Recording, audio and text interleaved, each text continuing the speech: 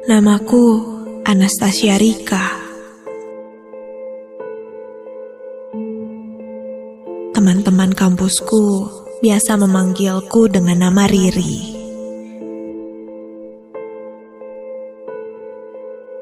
Aku kuliah di salah satu universitas swasta yang ada di daerah Bandung Timur. Sedangkan rumahku berada di daerah Sukajadi, Bandung. Jika dipikir-pikir, memang cukup jauh. Namun, itu tidak menjadi masalah yang cukup besar untukku. Pagi itu, aku bersiap-siap untuk pergi mengikuti salah satu kegiatan di himpunan jurusanku untuk berkemah di daerah Cibiru tepatnya, sekitaran Gunung Manglayang. Saat itu, aku diantar oleh kakakku menuju kampus. Sesampainya di sana, aku bertemu dengan teman-temanku yang lain yang sudah siap untuk berangkat. Dari kampus, aku berangkat menggunakan motor bersama panitia dan sampai lebih dahulu di tempat daripada peserta yang lainnya.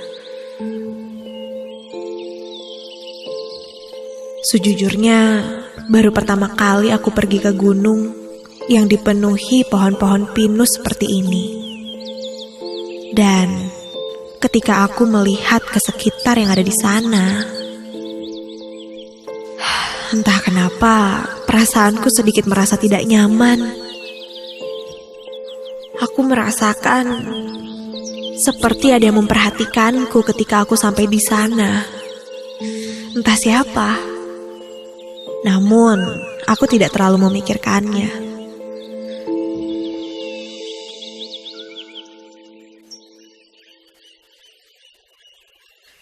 Aku pun memasukkan tas besarku ke dalam tenda yang sudah disediakan. Dan ketika aku masuk, aku dikagetkan oleh seekor kucing hitam yang ada di dalam tenda. Yaelah, kok ada kucing segala sih? Hitam lagi warnanya. Gak ada lucu-lucunya. Aku pun mengusir kucing itu untuk pergi dari dalam tendaku. Singkat cerita, sore pun tiba. Kulihat semua peserta sudah sampai di lokasi. Ketika kulihat, ternyata kebanyakan teman-temanku seperti sudah biasa masuk ke hutan ini. Berbeda denganku. Sore pun mulai berlalu dan malam pun tiba.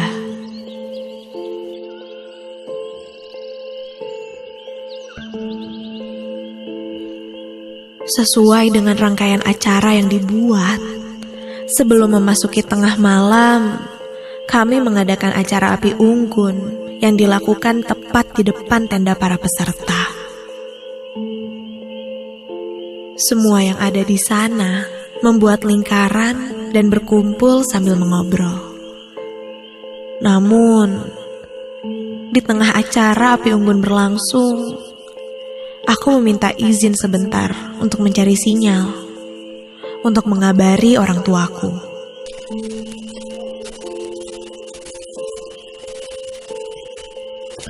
Aku pun masuk ke dalam tenda, mengambil handphoneku sambil masih mencari sinyal. Kondisi tendaku saat itu kosong. Sepi, tidak ada orang satupun, kecuali aku. Duh, gak ada sinyal terus nih. Suasana di tenda malam itu sangat hening. Samar. Terdengar suara teman-teman yang sedang ada di api unggun. Tenda yang kutempati ini bisa dibilang cukup besar. Jika digambarkan seperti tenda peleton. Sampai tak lama dari itu, ketika aku sedang fokus mencari sinyal,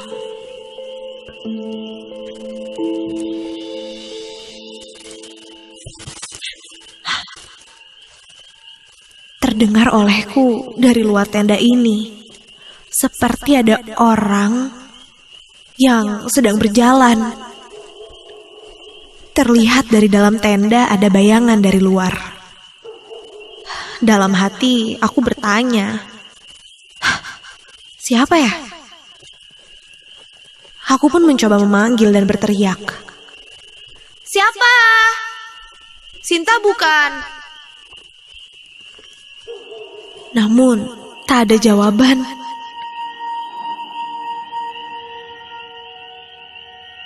Aku pun hanya bisa melihat dan menunggu. Sampai tak lama dari situ, dia pun masuk. Dan ketika kulihat, ternyata itu memang Sinta, temanku. Ah, elu Sin, ngagetin aja lu. Lain kali kalau ditanya jawab dong. Kulihat Sinta hanya tersenyum dan sedikit menertawakanku. Sinta bilang tadinya dia ingin menakut-nakutiku. Sinta pun kembali ke dalam tenda untuk membawa lilin dan korek api. Ayo Ri, jangan diem di tenda terus kali. Gabung, jangan sendirian gini. Nanti ada yang nemenin loh. Iya Sin, bentar.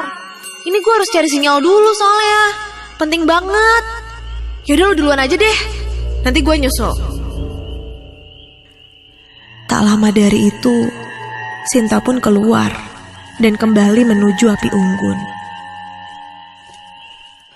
Karena sinyal tidak aku temukan di dalam tenda, aku pun mencoba keluar tenda dan mencari tempat yang agak sedikit tinggi.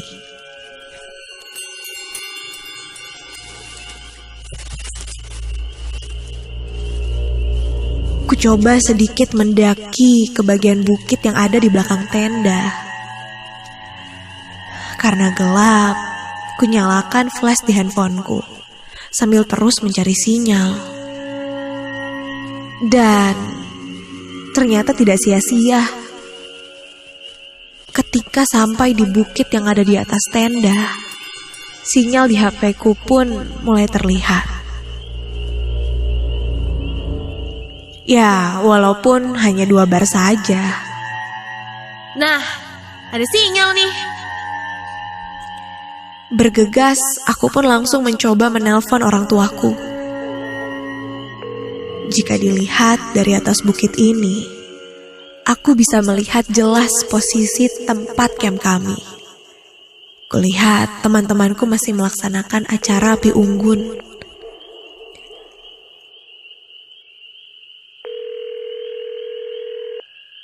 Sampai ketika aku masih menunggu telepon untuk diangkat oleh orang tuaku, tiba-tiba saja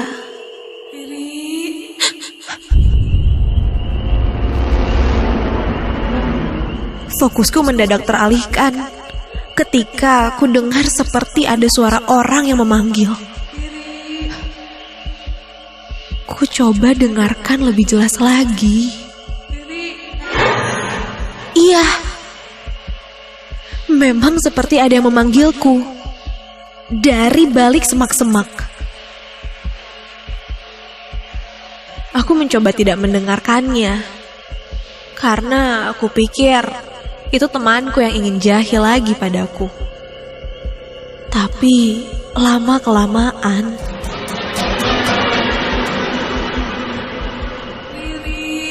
suara itu terdengar semakin keras. Dan tak lama dari itu terdengar seperti suara kucing. Mendengar itu, fokusku pun teralihkan karena ternyata itu hanya suara kucing. Kucing ternyata. Kulihat panggilanku tak kunjung diangkat. Sampai ketika ku coba telepon lagi,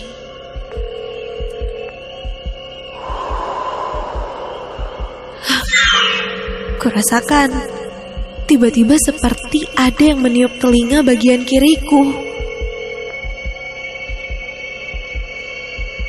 Dengan sedikit gemetaran, aku pun menoleh dan...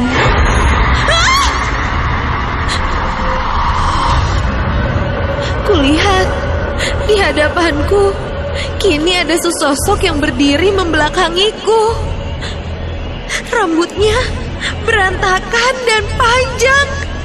Dan dengan sangat tiba-tiba, astaga! Dia membalikkan badan.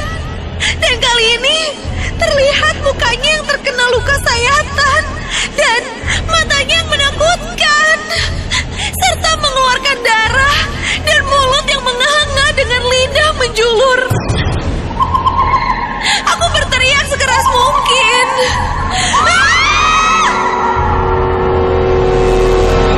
Dan tiba-tiba kulihat ada orang yang berdatangan. Ternyata itu teman-temanku. Aku langsung dipopong oleh mereka menuju tenda. Dan mereka khawatir dengan kondisiku. Setelah semuanya cukup tenang, aku pun menceritakan apa yang aku alami tadi. Teman-temanku bilang mereka mencariku karena melihat tidak ada di dalam tenda. Setelah ku ceritakan semuanya, acara malam itu pun dihentikan. Dan semua peserta camp langsung beristirahat di tendanya masing-masing. Keesokan harinya, sebelum aku pulang, aku mencoba menanyakan kepada salah satu penjaga warung yang ada di sana. Dan mereka pun bilang bahwa kejadian itu sudah biasa. Itu adalah penunggu di sini. Pantangannya, katanya jika kita melihat kucing hitam di area camp, jangan mengusirnya, hiraukan saja, dan anggap saja tidak ada. Mendengar semua itu, aku pun menjadi semakin lebih berhati-hati. Sampai sekarang, aku masih saja belum melupakan kejadian yang aku alami.